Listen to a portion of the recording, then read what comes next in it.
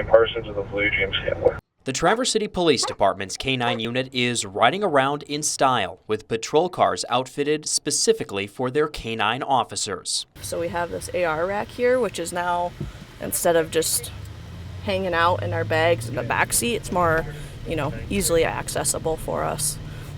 With his door pop, that's a whole new system as well. Up here in the dash, this is our Hot and Pop K9 Pro system. So what that does is it constantly monitors the temperature inside of the vehicle, and if there's ever any sort of heat issue where the vehicle either gets too hot or too cold, you will get an alert. For Drug K9 Kilo and Explosives K9 Eno, the constant jumping in and out of patrol cars can take a toll. The kennel specifically was something that we requested on our new patrol vehicles. So if you'll notice, they're quite a bit lower than our last patrol vehicles. That's because it helps with when our dogs are getting in and out of the car multiple times a day. It's not as hard on their hips. So it's just a little bunny hop versus, a leap to get in and out of it. So should save his hips quite a bit. All of this ensuring efficiency and safety in their careers. Watch. I think the biggest thing is just having people kind of know that they're working dogs, and they're not the pets. You can't just approach them. If they're working, they need to do certain things. So just knowing that while Mr. Eno here looks very fluffy and very friendly, when we're working, he is a different dog. It's got to be a special thing that you've grown quite attached to him. Yes, it's very special. We're with each other all of the time, so I got super lucky. We bonded very fast. For 9 Into News, I'm David Leiden. Oh, it feels really good. I think the last year wasn't as fun, but this year we're so excited for all the snow. It's no secret winter sports lovers are ready to get out and enjoy the season. We are just opening and look at how much fun we have in. It's gonna be fun all season long. I feel like we got the same amount of snow as we did, I don't know, it felt like all of last year almost, but in like a couple of days, so I think we were ready for this. Brittany Primo, communications director from Crystal Mountain, explains why this year it feels different. The energy this week has been off the charts, and the natural snowfall really helps us open some runs that we may not be able to get to. With this strong start to ski season, people are anticipating to get a head start compared to years past. The best marketing in the ski industry is snow. Anytime it snows, people get excited about going out and playing in it, and they don't think about it when there's no snow in town, so they don't come out to the ski area. So this is a great early season hype. If you're not having fun, come and tell me the reason why. This day gives winter sports a promising outlook for the season, so people are able to do what they love. Freedom. It's just the fun of sliding around on the mountain and having a good time and enjoying being outdoors and having a great time. In Benzie County, Megan Huskins. Beautiful, happy people. Come on down. 9 and 10 News.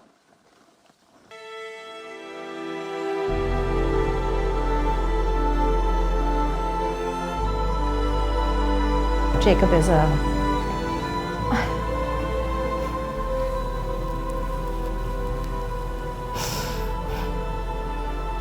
it's hard.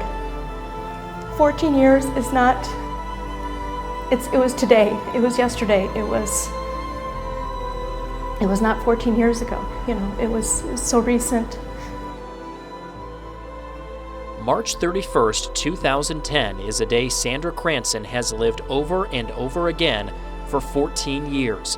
For her brother, Jacob Kavanaugh, it was a day like so many others. He went disc golfing with some friends, and what I was told is after disc golfing he was invited out to go hang out at the open space or do something else with the friends, and he said, no, I've got homework to do. He was a student at NMC. So he was heading back to our mom's house where he was staying at the time, and dropped friends off at open space. It's after that drop-off at the open space in Traverse City that the mystery of what happened to Jacob begins. The next morning when my mom called me and said Jacob never came home last night, she called Dave's garage where he was employed at the time, and he did not show up for work. And so that was all against his character. And that's when she said, something's definitely wrong. Jacob's son, Xander, was just 6 years old at the time. I've got memories from parts here and there.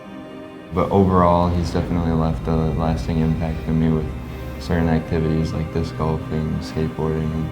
I do know the day that he actually disappeared, I was off on vacation at my grandma's. And when I came back, I think they even waited a while just to, make sure that if he was gonna pop up, it would have been within the first few days. According to a timeline from detectives, the evening of March 31st was the last time anyone would report seeing Jacob alive in Michigan. The timeline after that is truly puzzling. Detective Jason Polzine is one of the investigators currently working the case for the Grand Traverse County Sheriff's Office. There is one stop. He does hit a gas station in Traverse City, the Mutual Station, and then he goes down to Buckley. Then there's a gas station in Cadillac, and $140 was taken from an ATM. And again, that's another one. There was no video. His card was used, so we're assuming that was him. At 2:04 the next morning, Jacob is seen on video buying gas at a Speedway station in Mattawan. His cell phone was pinged more than 12 hours later off a cell tower near Springfield, Missouri. Just after midnight the following morning, police in Hollister, Missouri run the plates on Jacob's car. Also that day, deputies in Washington County, Arkansas ran Jacob's plates and report that he's asleep in the car at a rest area in West Fork, Arkansas. It's the last time Jacob is definitively seen alive. His card was declined later that day in Ardmore, Oklahoma. It was used 2 hours later at an ExxonMobil in Fort Worth, then again in Sweetwater, Texas. That was the last activity on the card. He pulled out cash in Cadillac, but even doing crunching numbers and to go from Mattawan, Michigan all the way to Oklahoma, I don't know how you get gas and meals on $140 cash. He didn't take any extra clothing. He didn't take his passport, he didn't take his toothbrush, his car charger, anything like that. He didn't take it. In 2017, the VIN from Jacob's car turned up, possibly at a scrapyard in Mexico. More recently, in 2022, detectives did a fresh round of interviews. Time has passed, and there's people out there that they have their mind made up of what information they're going to tell us. And from an investigative standpoint, there's I'll just call it discrepancies in their stories. All as detectives and Jacob's family continue to wonder what happened. Still each breath. Some closure just to finally know what actually happened. I don't know that the actual answer will be satisfying or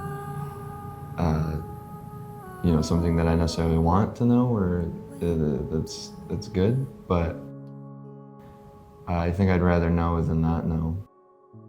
You stand like your dad. I do. You do, with your shoulders, and you just, the way you walk in and go, it's like you're here. My mom's told me I have quite a few of his mannerisms. You do. Movements. Yeah. I love that. Somebody knows something, and I just think that it's got to be eating at that person. They have to be wanting to come clean and just tell they're part of it. There's somebody out there.